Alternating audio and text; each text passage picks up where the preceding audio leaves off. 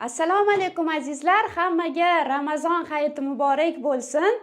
Bugun hayit kuni sal boshqacharoq bir vlog qilishga to'g'ri kelib qoldi. Kecha Ramazonning oxirgi kuni saharlikka turdimda hali adam pishirib ketgan osh bor edi. Men uni hali svejiylik paytida muzlatib morozilnikka solib qo'ygan edim va Ramazonning oxiriga kelib ishxonada ishlar ko'payib ketib, ovqat qilishga ham уже madorim qolmay uyga kelib, xayolimda o'sha osh, uyga kelaman, oshni isitib yeyman deb keldim. Kechqurun isitib yedim. Undan keyin saharlikka yaqin yana ozgina yeb olay dedim. Shu oshdan adamni pishirgan oshlari juda ham mazali deb ertalab turib oshni qo'ydim va mikrovolnovkaga isitishga qo'ydim. Ramazon pidesi bor. Bu Ramazonda qiladigan nonlari bilan juda ham O'zbekistondagi hali yopgan nonimizga o'xshaydi. Yaxshi ko'raman va nondan uzoqroq bo'lishga harakat qilsam ham shu Ramazonda mana shu Ramazon pidesini yaxshi ko'raman. Sariyog' surib yeyishni. Oshni tarelkaga qo'ydim. Ustiga o'sha muzlatilgan edi u ham. Chunki svejiy paytda muzlatsangiz, olgan paytingizda yana yumshoqqina bo'lib turadi.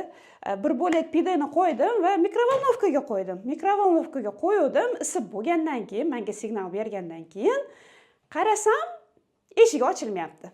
Ya'ni men bitta ko'rsatay. Men bittagi tugmasi buzilib qoldi. Pichoqlarni tiqib hamma tarafidan ochishga harakat qildim. Juda ham mustahkam ekan. Hatto men uy eshigini agar yopilib qolsa ochishni bilaman. Lekin buni to'g'risi ocha olmadim.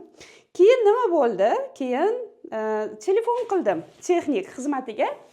Texnik xizmatga telefon qilsam, bitta qiz ochdi, telefonni oldi. Shunaqa bo'ldi, ovqatim qolib ketdi ichida desam, menga chuqur hamdardlik bildirdi. Adreslarimni hammasini yozib oldi, aytdiki, kun davomida kelishadi sizga dedi, yordamga dedi, telefon qilishadi kelishdan oldin dedi. Xursand bo'lib ketdim. Endi bu yerda Arafa kuni rasmiy ta'til, ishlamaydi ko'p joylar. Ularni ishlaganini eshitib juda ham xursand bo'lib ketdim. O yaxshi bo'ldi dedim. Oshimni qutqarishadigan bo'lishdi dedim. Lekin Turkiyada birinchi marta emas, juda ko'p marta bo'ladigan holat. Kelishmadi. Kecha kun bo'yi kutdim, kelishmadi. Endi buyog'iga hayit, 3 kun hayit. Hech qat ishlamaydi. Hatto ko'p joyda 9 kunga hayit berib yuborishdi. Bizning masalan ish joyimiz 9 kundan berdi. Bu endi turmaydi-ku 3 kun. Bu ovqat nima ahvol bo'ladi deb bugun YouTube'ga murojaat qildim. Qani odamlarda ham shunaqa muammo bo'lganmikin deb va YouTube ustozligida ochishga harakat qilamiz. Programma minimum eshikni ochish va o'zbek faxri bo'lgan oshni qutqarish, programma maksimum esa mikrovolnovkani tuzatish. Qani boshladik. Xo'p, YouTube'ni aytishi bo'yicha shu yerdan mana shu nima deydi buni, mix deydimi, shurub deydimi, nima deydi bilmayman, shularni ochish kerak. Ishimizni mana shu panelni, tepadagi buni yopib turgan panelini chiqarish bilan boshlaymiz.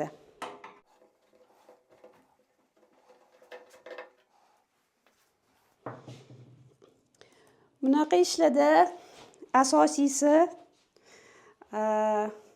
olgan narsalaringni, shurublarni, boltlarni joyiga qo'yish. 7 ta chiqardim. Xo'sh, endi samantka o'tib tur, bolajonim.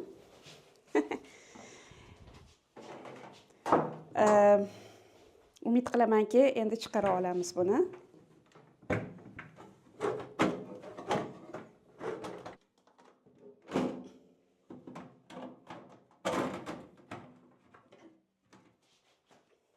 Yes!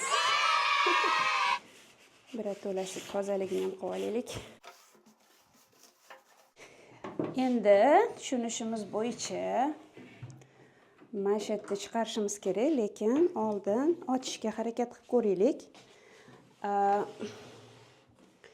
Mana shu chetida bir mexanizmi bor ekan. Mexanizmini tepaga ko'tarish kerak. Mana shu buzilib qolgan bizda. Agar singan bo'lsa yopishtirish kerak degan, chiqib ketgan bo'lsa qo'yish kerak degan, lekin oldin ochishga harakat qilib ko'ramiz.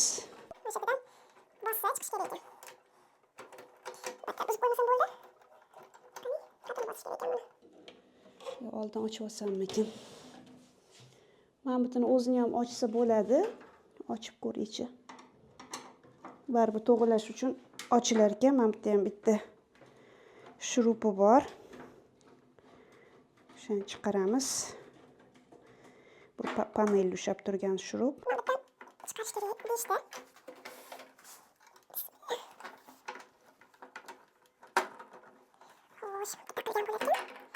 Mana shu narsamiz chiqib ketgan tushunishim bo'yicha. Hech qati singanga o'xshamayapti. Yana taqishga harakat qilamiz, eplay olsak. Lekin oldin eshikni ochishga harakat qilaylik. Mana shu bundoq qilib ochish kerak ekan eshikni. Videolarda bundoq qilsa tiq deb ochilyotdi. Negadir meniki bo'lmayapti. Xo'p, harakat qilaylik. Odam qilgan ishi odam qiladi axir.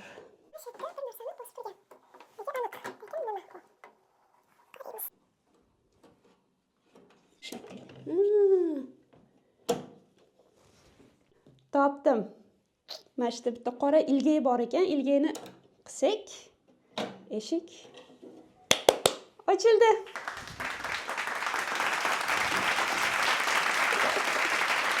Oshim. Va nonim hali ham yumshoq turibdi. Xursand bo'ldim. Eshigimiz ochildi. Endi buni to'g'rilashga harakat qilamiz. Juda ham ishonmayapman o'zimga, lekin sinab ko'rish kerak. Ko'ramiz. Xo'p, buni eshik ochiq holda qilish kerak deyshti.